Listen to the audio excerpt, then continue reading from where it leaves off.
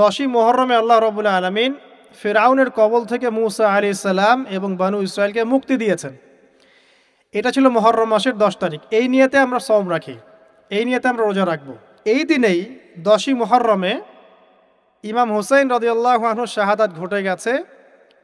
এটা প্রায় 60 কি 62 হিজরি দিকে ঘটনা। কথা কি বুঝতে পারছেন? আমি বুঝাতে পারছি না। অনেক পরে এই দিনেই হুসেন রাদিয়াল্লাহু আনহু শাহাদাতটা ঘটে গেছে। এই কারণে আমাদের মধ্যে একটা প্রচলন হয়ে গেছে যে হয়তোবা এই উদ্দেশ্যে এখানে রোজা রাখতে হয়। আসলে ব্যাপারটা এমন নয়। একটু ব্যাখ্যা করলে বুঝবেন, আমি ব্যাখ্যাটা করতে চাচ্ছি, না হলে আপনাদের ক্লিয়ার হবে না, আর এই বক্তব্যটা হয়তো অনলাইনে যাবে। তো আমি এই জায়গা থেকে আপনাদেরকে একটু ব্যাখ্যা করে শোনাচ্ছি, একটু খেয়াল করেন আমার দিকে। রাসূল সাল্লাল্লাহু আলাইহি ওয়াসাল্লামের ইন্তেকালের পর খলিফা হন আবু বকর সিদ্দিক রাদিয়াল্লাহু আনহু, তারপরে ওমর রাদিয়াল্লাহু আনহু, তারপরে উসমান রাদিয়াল্লাহু আনহু। এই উসমান রাদিয়াল্লাহু আনহুর এই সময় থেকে শেষের দিকে একটা সমস্যা সৃষ্টি হয়েছে। কি সমস্যা? উসমান রাদিয়াল্লাহু আনহুকে কিছু বিদ্রোহীরা হত্যা করেছিল। একটু বোঝার চেষ্টা করেন, ইতিহাস পড়তে কিন্তু অনেক সময় লাগে, আমি খুব অল্প সময় আপনাকে শেখাচ্ছি। উসমান রাদিয়াল্লাহু আনহুকে হত্যা করেছিল কিছু বিদ্রোহী, ঠিক আছে? যিনি নবী সাল্লাল্লাহু আলাইহি ওয়াসাল্লামের জামাই, 2 জন মেয়েকে বিয়ে করেছেন, জিন্নুরাইন, তাকে হত্যা করেছে কিছু বিদ্রোহী। এরপরে খেলাফতের দায়িত্বে আসেন আলী রাদিয়াল্লাহু আনহু। কে আসেন? আলী রাদিয়াল্লাহু আনহু। আলী রাদিয়াল্লাহু আনহু দায়িত্ব নেন এই মক্কা মদিনা এই জায়গাটুকুর উপরে। তার হাতে সাহাবায়ে কেরাম বায়াত করেন। কিন্তু ওই দিক বলতে বোঝাচ্ছি সিরিয়া, শামের দিকে, সেদিকের গভর্নর ছিলেন মুয়াবিয়া রাদিয়াল্লাহু আনহু। কি নাম? মুয়াবিয়া রাদিয়াল্লাহু আনহু। তিনিও কিন্তু একজন বড় মাপের সাহাবী, ঠিক আছে? তো মুয়াবিয়া রাদিয়াল্লাহু আনহু সেখানে নিজে সেখানকার খেলাফতের দাবি করেন। আলী রাদিয়াল্লাহু আনহুর হাতে বায়াত তিনি করেননি।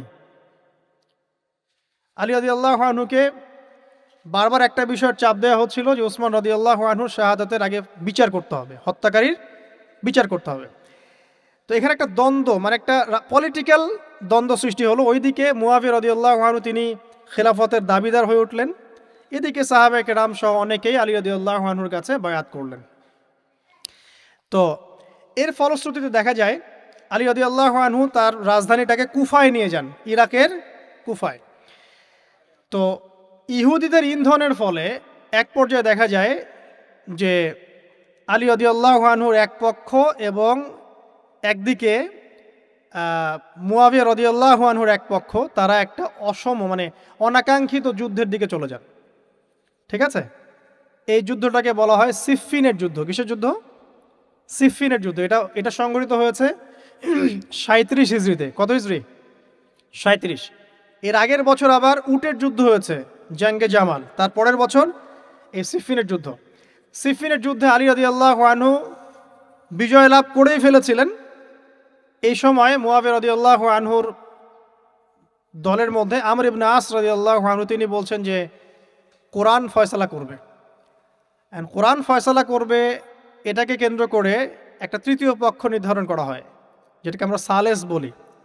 যে মুয়াবিয়া রাদিয়াল্লাহু আনহুর পক্ষে একজন, তার নাম আমর ইবনে আস রাদিয়াল্লাহু আনহু, এবং আলী রাদিয়াল্লাহু আনহুর পক্ষে একজন, তার নাম হচ্ছে আবু মুসা আশআরী রাদিয়াল্লাহু আনহু। তারা গিয়ে একটা তৃতীয় পক্ষ করে মীমাংসা করতে চাচ্ছেন যে আমরা কেউ যুদ্ধ চাই না, আমরা ভাই ভাই, আমরা সবাই মুসলিম উম্মার ঐক্যের খাতিরে এখানে একটা সলিউশনে আসব। তো সলিউশনে একটা আশা হচ্ছিল যে ঠিক আছে উভয়েই পদত্যাগ করবে, নতুন খলিফা নেওয়া হবে, ঠিক আছে? তো এরকম একটা কথা চলছিল। কিন্তু মুয়াবিয়া রাদিয়াল্লাহু আনহু তিনি তার যে মানে দাবি, এটা ছাড়তে চাচ্ছেন না। এইদিকে আলী রাদিয়াল্লাহু আনহু দলের মধ্যে কিছু মানুষ, প্রায় 12,000, তারা এই দল থেকে বের হয়ে গেল যে আমরা আলীকেও মানি না রাদিয়াল্লাহু আনহু, মুয়াবিয়াকেও মানি না রাদিয়াল্লাহু আনহু, এই আমর ইবনে আসকেও মানি না রাদিয়াল্লাহু আনহু, এবং এই আবু মুসা আশআরী তাকেও মানি না, আমরা কাউকেই মানি না। এবং এদেরকে বলা হয় খারেজি। কি বলা হয়? খারেজি। তারা এইখান থেকে দল থেকে বের হয়ে গেলেন। শুধু তাই না, তারা ফতোয়াও দিল যে আলী এবং মুয়াবিয়া এবং আমর ইবনে আস, আবু মুসা আশআরী সবাই কাফের, নাউজুবিল্লাহ। কারণ কি? কারণ হচ্ছে তারা আল্লাহর বিধান দ্বারা বিচার ফয়সালা করছে না, মানুষের মত তারা গ্রহণ করছে, মানে ওদের উদ্ভট যুক্তি আর কি। তারা আল্লাহর কিতাব দিয়ে ফয়সালা করছে না, বরং মানুষের রায় গ্রহণ করছে। এটা একটা খোরা যুক্তি ছিল। তো আলী রাদিয়াল্লাহু আনহু এদেরকে দমন করলেন। নহরওয়ান নামক জায়গায় তাদের সাথে যুদ্ধ হলো এবং এই যুদ্ধে আলী রাদিয়াল্লাহু আনহু জয়লাভ করলেন। কিন্তু সিফিনের যুদ্ধটা হয়ে গেল। এখন দেখেন দুইটা পক্ষ পাচ্ছেন আপনি এখানে, আলী রাদিয়াল্লাহু আনহু একটা পক্ষ, একটা কার, মুয়াবিয়া রাদিয়াল্লাহু আনহুর পক্ষ। এখন এই যে খারাজিরা বের হয়ে গেল, এখন তো দেখা যায় যে কিছু কিছু শব্দ বললে মানুষ খারেজি ট্যাগ দিয়ে দেয় না। দেখেন এই খারেজি আকিদার সাথে কিন্তু আসলে পলিটিক্যাল সমালোচনার কোনো সম্পর্ক নেই। পলিটিক্যাল দ্বন্দ্বের সাথে, পলিটিক্যাল সমালোচনার সাথে কিন্তু খারেজি বা খাওয়ারিজম মতবাদটা আসলে জড়িত না। এটা কার সাথে জড়িত? ওই যে একদিন বলেছিলাম, খারেজিরা মনে করে কবিরা গুনাহ করলে কোনো ব্যক্তি কি হয়ে যায়? কাফের হয়ে যায়। খারেজিদের আকিদা হচ্ছে কবিরা গুনাহ করলে কোনো ব্যক্তি কাফের হয়ে যায়। এই আকিদাটার নাম খারেজি আকিদা। এটা কি বাংলাদেশে মুসলিমরা লালন করে? কোনো আলেম, কোনো বক্তা, কোনো মুফাসসির, কোনো মুহাদ্দিস আপনাদেরকে বলেছে কখনো এদেশের মাটিতে যে কবিরা গুনাহ করেছে এরা এদেরকে মেরে ফেলো? বলেছে? কিন্তু আপনি কিছু হক কথা বললে আপনাকে ট্যাগটা খেতে হয়। তা আসলে এই যারা এই ধরনের মানে ওই যে বলেছে একদিন খারেজি ম্যানুফ্যাকচার্ড কোম্পানির সাথে সদস্য, এরা ভাঙাচোরা ইস্যু পেলেই কাউকে খারেজি ট্যাগ দিয়ে দেয়। আসলে মূল বিষয় এরা নিজেরাই খারিজ হয়ে যাচ্ছে দিন দিন, অন্যকে খারিজ করতে করতে নিজেরাই খারিজ হয়ে যাচ্ছে। এখানে দেখেন মুয়াবিয়া রাদিয়াল্লাহু আনহু এক পক্ষে, আলী রাদিয়াল্লাহু আনহু আরেক পক্ষে। ব্যাটেল, যুদ্ধ হয়ে গেল, সিফিনের যুদ্ধ হয়ে গেল, 3 দিন যুদ্ধ হয়েছে। ওই যুদ্ধে কি মানুষ মারা যায় নাই? মারা যায় নাই? মারা গেছে। তো আলী রাদিয়াল্লাহু আনহু তো বলেননি যে ওরা খারাজি। কারা খারাজি তাহলে? যারা এই যে 12,000 সৈন্যের মধ্য থেকে বের হয়ে গেল এবং সবাইকে কাফের ফতোয়া দিল যে আলীও কাফের, মুয়াবিয়া কাফের, আমর ইবনে আসও কাফের, নাউজুবিল্লাহ, আর এই যে আবু মুসা আশআরী তারাও কাফের। একটু বোঝেন। এরপর তারা যখন বের হয়ে গেল, আলী রাদিয়াল্লাহু আনহু তাদেরকে হত্যা করলেন, তাদের সাথে যুদ্ধ করলেন। কিন্তু এদের কিছু কিছু মানুষ বেঁচে ছিল।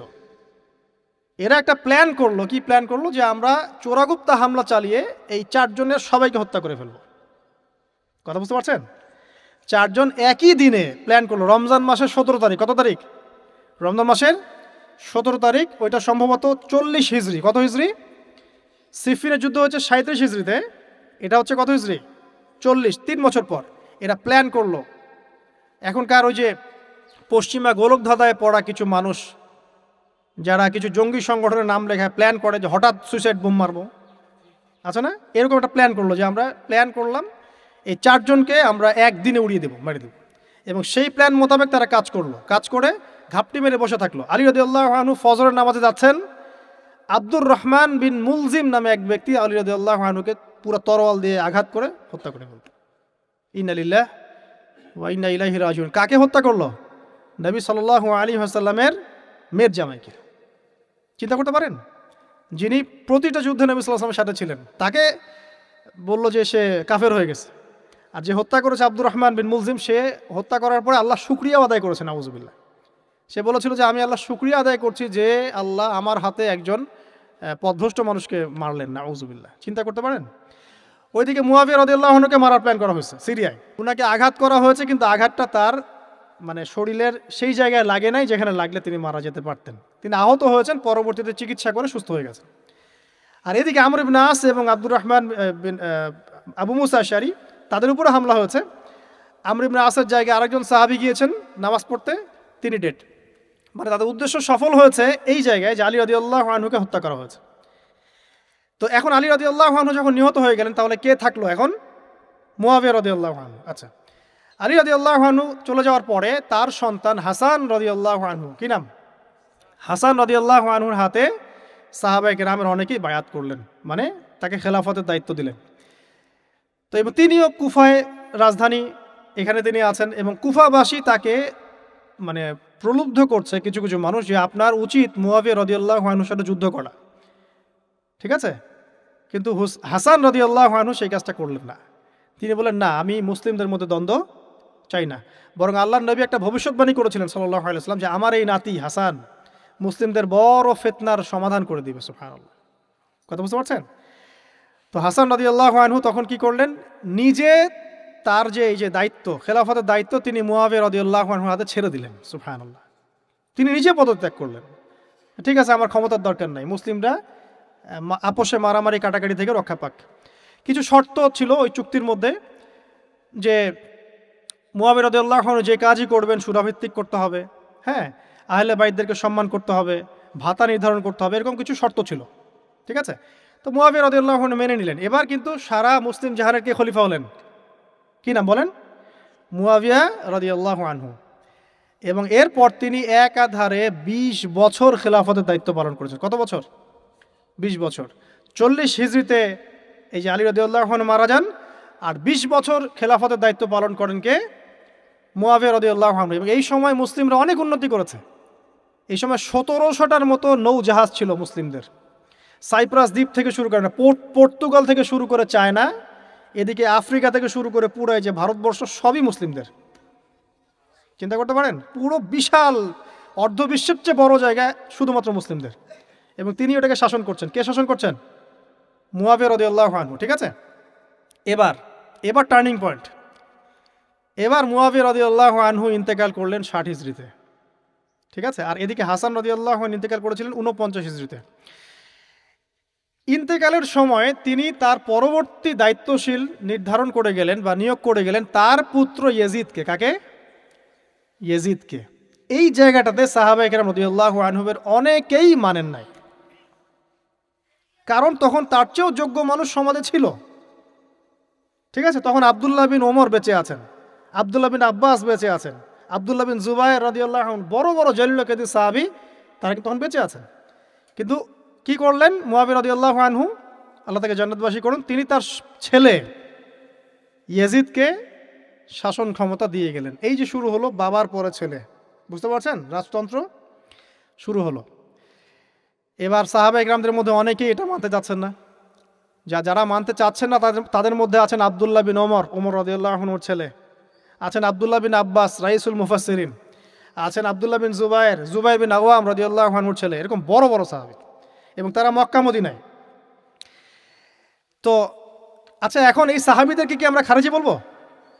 তারা যে পলিটিক্যালি তাকে সমর্থন করছেন না? পলিটিক্যালি কোনো গভর্নমেন্টের সমর্থন না করলেই খারিজি হয়ে যায়? যদি কেউ বলে আরব বিশ্বের সব যত নেতা আছে এদের মধ্যে অনেকেই ইসরায়েলের সাথে আতাত করেছে, সে কি খারিজি হয়ে যাবে? এই সমালোচনার সাথে খাওয়ারিজমের কোনো সম্পর্ক আছে? যদি কেউ বলে যে পশ্চিমাদের অস্ত্রশস্ত্র নিয়ে মুসলিমরা ইয়েমেনে হামলা করছে, এটা বললে সে খারিজি হয়ে যাবে? যদি কেউ বলে যে মধ্যপ্রাচ্যের কান্ট্রির কিছু নেতা তারা পশ্চিমাদের সাথে চুক্তি করেছে পেট্রো ডলার মনিটরিং সিস্টেম, সে কি খারিজি হয়ে যাবে? যদি কেউ বলে জায়নিস্টদের সাথে আতাত করে অনেক মুসলিম কান্ট্রি চলছে, তাহলে কি